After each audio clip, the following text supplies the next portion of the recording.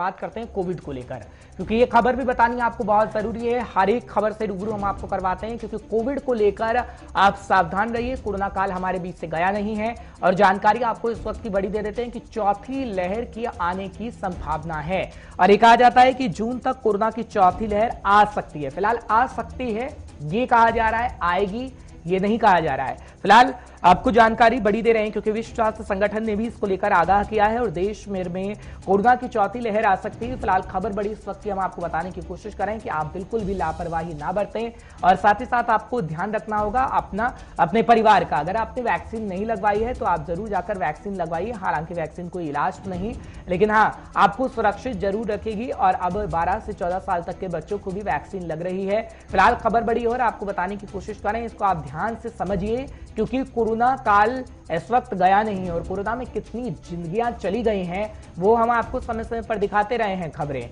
फिलहाल आपको समझना होगा कि कोविड काल गया नहीं है और कोरोना का दौर चलता रहेगा, क्योंकि एग्जाम्पल चीन को ले लीजिए कि चीन के कई शहरों में इस वक्त लॉकडाउन लग गया है और आपको सावधानी सतर्कता बरतने की बेहद जरूरत है। इसी को समझने के लिए डॉक्टर सलील गर्ग साहब हमारे साथ जुड़े हुए हैं, उनसे बातचीत फटाफट से कर लेते हैं। सलील साहब बहुत बहुत शुक्रिया एक बार फिर गुलिस्तान न्यूज पर आने के लिए, 5 के फैक्ट में अपना समय देने के लिए। सलील साहब बहुत दिनों बाद मुलाकात हो रही है, लेकिन कोविड के बारे में बताना जरूरी है। चौथी लहर आ सकती है सर, ये कहा जा रहा है, क्योंकि पहले से ही हम बात करते रहे थे कि कोरोना की तीसरी लहर तक ये सीमित नहीं रहेगी, चौथी पांचवी छठी कब आ जाए कोई पता नहीं है। लेकिन कितना तैयार हम लोगों को रहना होगा, क्योंकि हम देख रहे हैं 12 से 14 साल तक के बच्चों को वैक्सीन भी लग रही है, लेकिन वैक्सीन इलाज नहीं है। ये बार बार हम अपने दर्शकों से कह रहे हैं, लेकिन क्या कहेंगे, तैयार रहिए, क्योंकि तैयारी जरूरी है किसी भी चीज के लिए, और तैयारी आप बड़े स्तर पर करते हैं तो वाकई चुनौतियों से पार पा जाते हैं। सलील साहब जी हर्ष, बिल्कुल आपने बिल्कुल सही बात बोली। हम लोग सब के सब पिछले 2 साल से इंतजार करते रहे हैं और होप करते रहे हैं कि किसी प्रकार से ये महामारी खत्म हो जाए, और ये किसी न किसी प्रकार से वापस आ ही रही है और एक के बाद एक वेव आ रही है। पहली वेव आई, उसके बाद दूसरी वेव तो बहुत ही खतरनाक थी, तीसरी वेव में नियरली सभी बीमार हुए, पर फॉर्चुनेटली इतनी सीवियर नहीं हुई। ऐसी चौथी वेव भी अब एक्सपेक्ट कर रहे हैं, स्पेशली जब से चाइना में लॉकडाउन की खबर आई है। और मेरे ख्याल से जो हम लोग के कोविड प्रोटोकॉल है, 2 गज की दूरी, मास्किंग, साफ सफाई रखना, और जो सबसे इम्पोर्टेंट चीज जो एक ही हथियार हमारे पूरे उसमें है वो है वैक्सीनेशन। तो जो लोग वैक्सीनेट हुए हों या जो लोग जिनके पास बूस्टर डोज लगने की जरूरत हो वो जरूर करें। अब तो बच्चों में 12 से 14 साल के बच्चों तक में लग रही है, ओल्ड एजेड लोगों में लग रही है, वृद्धों में लग रही है, तो ये एक काफी आवश्यक वो है। ठीक है सलील साहब, लेकिन सवाल आपसे मेरा यही रहेगा, क्योंकि हम देख रहे हैं ना जिस तरीके से आप कह रहे हैं कि अभी हमें जरूरी है सावधानी बरतना, सतर्कता बरतना, लेकिन ना अभी जो हाल फिलहाल में जो स्थिति हम देख रहे हैं कि ये लोगों के चेहरे पर मास्क नहीं है, सोशल डिस्टेंसिंग का पालन नहीं है और लोग सोच रहे हैं कि कोविड कहीं ना कहीं चला गया है, तो कितनी भारी परेशानी लोगों को उठानी पड़ सकती है। एग्जाम्पल तो आप चीन का ले चुके हैं कि 10 शहरों से ज्यादा में हम देख रहे हैं कि लॉकडाउन लग चुका है, और ऐसा भारत में ना हो उसके लिए क्या लोगों को आप कहेंगे, क्योंकि बार बार हम अपील करते हैं और पहली दूसरी तीसरी लहर में कितनी जानें चली गई हैं वो देखा है हमने सर, लेकिन वो समझना होगा लोगों को कि आप लापरवाही मत बरतिए, सावधानी सतर्कता बरतिए। सलील साहब बिल्कुल, जो आपने बात बोला ये सबसे इम्पोर्टेंट है। देखिए, सब चीज फाइनली आ जाती है पब्लिक पॉलिसी पे, और पब्लिक को हम कितना एजुकेट कर पाते हो, कितना रिस्पॉन्सिबल बना सकते हैं। 2 साल के बाद हम लोग, अब हमारे साथ सबसे इम्पोर्टेंट चीज है कि हम लोग रिस्पॉन्सिबल रहें।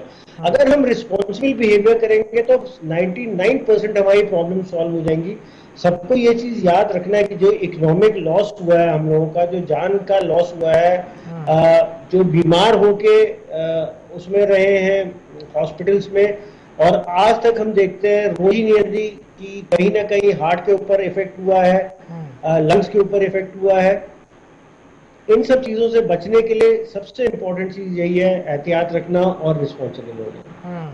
ठीक है सलील साहब, लेकिन मैं आपके पास एक सवाल और लेके आ रहा हूं, क्योंकि अभी हम प्रॉब्लम देख रहे हैं जिसको कोविड हुआ है उसको काफी सारी प्रॉब्लम्स हो रही हैं। क्या माइंड की थोड़ी प्रॉब्लम है, हार्ट में थोड़ी प्रॉब्लम है, ऐसी सर खबरें आ रही हैं, क्या वाकई ये सच है कि जिसको कोविड हो चुका है वो सावधानी अगर नहीं बरत रहा है तो ऐसी बीमारियां उसे अपने चपेट में ले रही हैं, क्योंकि हम देखते हैं कोई भी बीमारी होती है तो वो इंसान को कमजोर कर देती है। लेकिन कोरोना काल में हमने देखा कि इम्यून पावर को स्ट्रांग करने के लिए बहुत सारी चीजों को हमने अपनाया है, लेकिन जो कोविड से ग्रस्त हो चुका है, कैसी संभावना है कि ऐसी बीमारियां उसे हो सकती हैं अगर उसने लापरवाही बरती तो?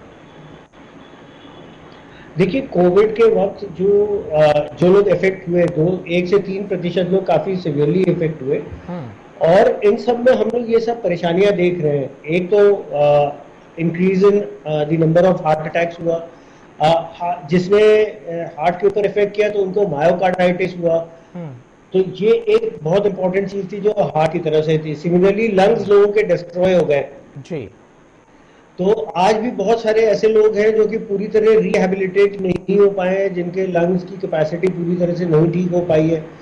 तो ये चीजें अभी भी हमको देखने को मिल रही हैं, और इन चीजों से बचने के लिए शायद एहतियात रखना काफी जरूरी है। फिर से फाइनली एक ही चीज पे हम लोग आ जाते हैं, वो है एहतियात रखना और अवॉइड करना, या माइल्ड से माइल्ड इन्फेक्शन हो इसकी तरफ।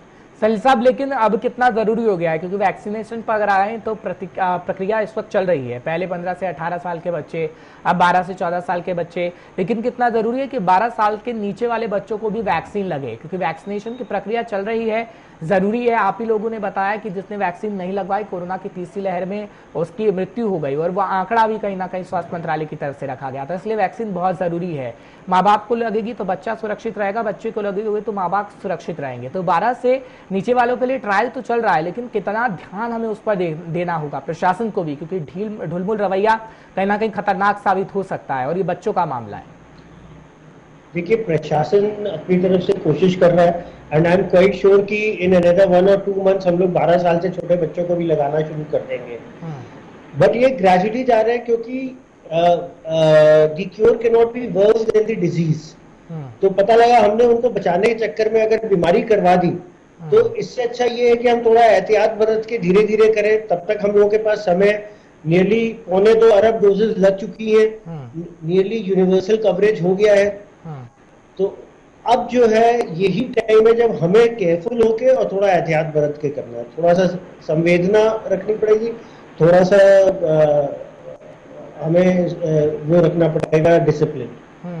ठीक है, एक आखिरी सवाल सलील साहब आपसे ले रहा हूँ, क्योंकि हम देख रहे हैं कि कहा जा रहा है कि जून तक कोविड की चौथी लहर आ सकती है। क्या वाकई ऐसा हो सकता है कि जून तक हम देखिए कोविड की चौथी लहर का सामना हम कर रहे हो? क्योंकि जब भी डेट दी गई, जब भी महीना दिया गया, तो कहीं ना कहीं उसके आसपास ही हमने देखा कि कोविड की लहरें आई हैं। अब जून में कहा जा रहा है, तो क्या वाकई जून में आ सकती है चौथी लहर?